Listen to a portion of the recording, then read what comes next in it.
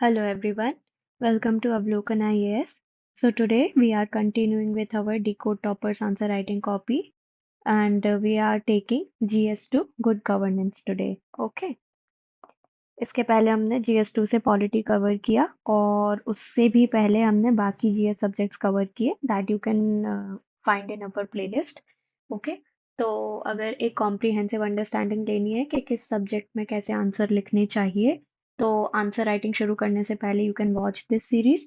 तो एक आपको फेयर आइडिया मिल जाएगा कि आंसर का स्ट्रक्चर कैसा होना चाहिए, क्या क्या चीज़ें इंक्लूड करनी है, क्या क्या चीज़ें आपको मार्क्स बढ़वाएंगी. ठीक है. तो आई सजेस्ट कि आप एक बार सारी वीडियोस देख लो या फिर जिस जीएस सब्जेक्ट में आपको प्रॉब्लम है वो वीडियोस देख लो. That will help you in long term. Okay. So moving on to the question today. Again, we have taken Medha Anand ma'am copy. She has fairly good marks in GS2. Also, she has written answer in very innovative way that we can use in our answers as well. जो आपको अच्छा लगे वो आप note करते जाओ या screenshot ले लो. है ना. तो क्या है कि वो बार बार चीजें नजरों में आएंगी तो एक आदत बन जाएगी उनको अपने आंसर्स में भी इंक्लूड करने की. Answer writing is nothing without practice. और GS2 तो ऐसा है सब्जेक्ट कि आप बहुत अच्छा स्कोर कर सकते हो बट स्कोर नहीं कर पा रहे. वैसे तो प्रॉब्लम हर GS में होती है बट जैसे GS4 है उसमें बहुत ज़्यादा वेरिएशन होता है. ठीक है. डिपेंड करता है पर्सनल एबिलिटीज पे कि आप कितना स्कोर कर रहे हो. But in GS2 it is a very challenging paper. इसमें कीवर्ड्स का और फैक्ट्स का बहुत इंपॉर्टेंट रोल होता है. तो हम ट्राई करेंगे कि वाइल वॉचिंग दिस वीडियो हम भी चीज़ें याद कर लें और वो अपने आप में रिफ्लेक्ट करें. है ना. तभी कुछ फायदा होगा इस सीरीज का. राइट. ठीक है. तो moving on to the question now. Civil services reforms must go beyond recruitment and standardized training to cope with the present day challenges. Recruitment में क्या यूपीएससी और स्टैंडर्डाइज ट्रेनिंग में क्या लबासना. है ना. हम सबका ड्रीम. राइट. इसी के सपने देख के तो हम दिन रात अपने एक कर रहे हैं ना. यही तो मोटिवेशन है. तो अब ये क्वेश्चन बड़ा पर्सनल हो जाता होगा लोगों के लिए. बट पर्सनल नहीं होना है. आंसर कॉपी में जो रीजनेबल है वही लिखना है. ओके. तो अब यहाँ पे कीवर्ड क्या है. एनालाइज. एनालाइज का मतलब क्या होता है. एनालाइज करना किसी चीज को, उसके पॉजिटिव्स क्या हैं, उसके चैलेंजेस क्या है. ठीक है. और अब चैलेंजेस लिख दिए तो वे फॉरवर्ड लिखना तो हमें पड़ेगा. ये हमने अपनी पूरी सीरीज में देखा है. ओके. तो अब जो लोग कंटिन्यू सीरीज को देख रहे होंगे ना वो वेरी इजीली इस आंसर को डिकोड कर पाएंगे. No doubt in that. Okay. तो civil services reforms require adjusting to modern day challenges and thereby should be holistic and citizen centric. अब ये गुड गवर्नेंस का क्वेश्चन है. ठीक है. कुछ कुछ कीवर्ड. Citizen centric. ठीक है. इसके बाद सर्विस डिलीवरी, सोशल डेवलपमेंट, ये सब कीवर्ड्स है. आपको ये डालने ही है अपने आंसर में. ठीक है.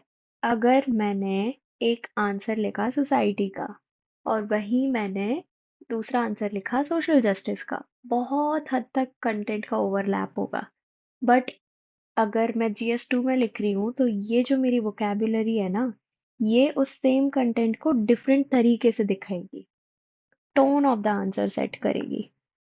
ठीक है. ये चीज आप देखना बाकी टॉपर्स कॉपी में और कई बार ऐसे क्वेश्चन होते हैं जो ओवरलैप हो जाते हैं उसमें भी आपको देखने मिलेगा कि कैसे टोन के हिसाब से आंसर को चेंज करना है, जीएस के हिसाब से आंसर को चेंज करना है. ओके. तो अब सिविल सर्विस रिफॉर्म्स. रिफॉर्म्स हुई हैं. रिफॉर्म्स कुछ तो हुई होंगी. ये आपकी थी hidden demand of the question. ठीक है. रिफॉर्म्स क्यों हुई होंगी. अब वो भी लिख सकते हो. Needed for reforms. है ना. Need for reforms. बट वो लिख दोगे तो आपको वो भी लिखना पड़ेगा कि पहले क्या सिस्टम चलता था. तो that does not make sense. Right. तो हम सबसे पहले कीवर्ड लेंगे क्वेश्चन का और उसको एक छोटा सा डायग्राम बना के चार्ट बना के उसको बता देंगे. ठीक है. अब रिफॉर्म इसमें क्या पूछा है. रिक्रूटमेंट और ट्रेनिंग. राइट. दो चीजों में पूछा है. तो अब रिफॉर्म्स क्या हुई हैं पहले हम वो दिखाएंगे. ओके. तो रिक्रूटमेंट में क्या है. Effective exams, UPSC corruption free. Okay. Hope so. Checking C SAT. Then lateral lateral entry. Okay. That is very अभी थोड़ा रिसेंट में काफी चल रहा था. ओके. फिर इसके बाद ट्रेनिंग में क्या है. Common training. लबासना में जो फाउंडेशन कोर्स होता है that is common training, field visits, ethical modules, इसमें भारत दर्शन भी ऐड कर लो भाई। उससे भी तो पर्सनालिटी डेवलपमेंट होता है, ऐसे ही थोड़ी घुमाते हैं, है ना। तो फिर अब आएंगे नेक्स्ट, जो main demand of the question है उस पर, reforms beyond above.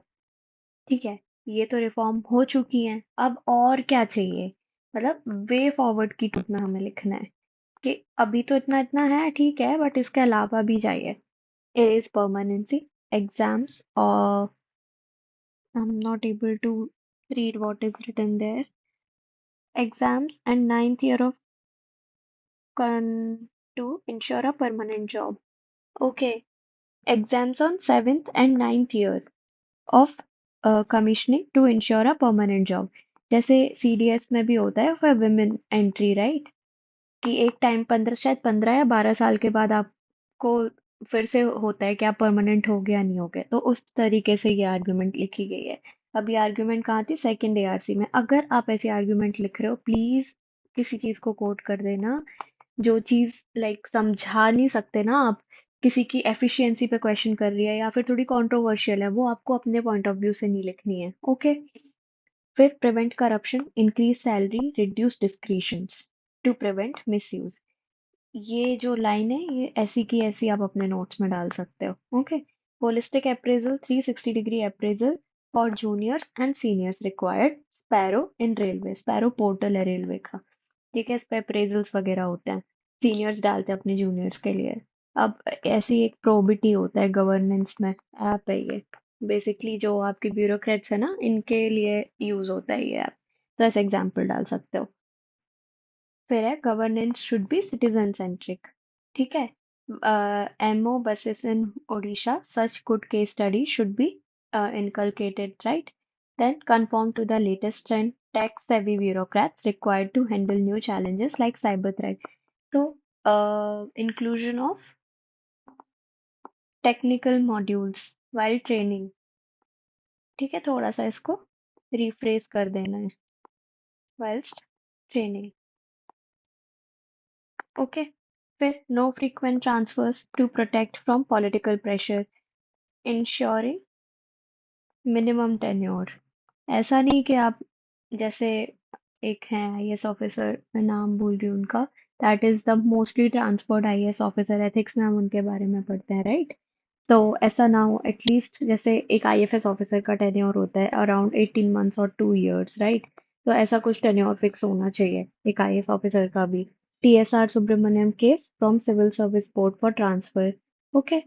Then ensure anonymity. No need to make celebrities out of civil servants. They are just servants of the people.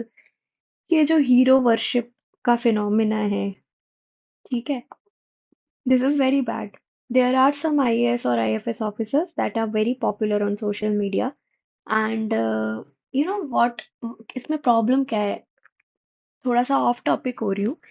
क्या होता है ना कि लोग रियलिटी नहीं समझते जॉब का, ओके। हमें ये दिखता है ओहो यूपीएससी करने के बाद लाइफ सेट है, but that's not the reality. You are a public servant, you are going to serve the people. It's not easy, it's not the cherry on the cake, okay, it's not a piece of cake. You have to work your, like, every bit of yours, okay। तो that is the reality। ये जो glorification होता है ना services का, it this happens because of, right. तो ये hero worship का ट्रेंड खत्म हो जाना चाहिए। जैसे अभी लबासना में नोटिस बोर्ड पे नोटिस लगाया गया था कि आप सोशल मीडिया पे पोस्ट नहीं कर सकते एनीथिंग अबाउट प्रीमाइसेस और the trading, still people do that. So as a civil servant, it should not be allowed. Okay? Anonymity में काम करना पड़ेगा, अनोनिमिटी में रहना पड़ेगा। अच्छा, लबासना में भी जो एक बिल्डिंग है उसके बाहर ये चीज लिखी हुई है कि अनोनिमस सर्विस ही, उसका इम्पोर्टेंस लिखा हुआ है, ठीक है। तो ये पॉइंट डाल सकते हैं। फिर ensure specialisation by frequent visits to foreign nations and villages having best practices.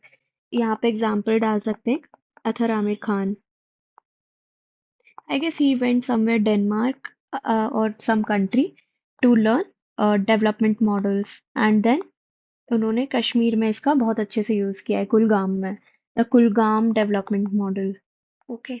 This can be used, it is a very good case study. आप एथिक्स में भी इसको डाल सकते हो, एफिशिएंसी में। Thus to ensure our rusted steel frame. Okay.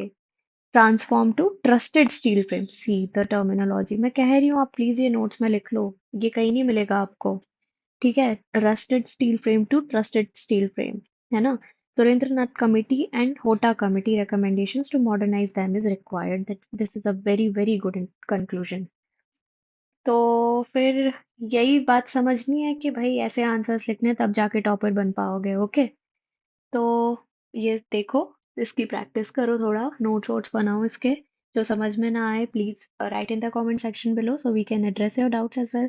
Okay, so that's it for today, we'll meet in the next session, till then keep practicing, keep writing, have a very good day ahead।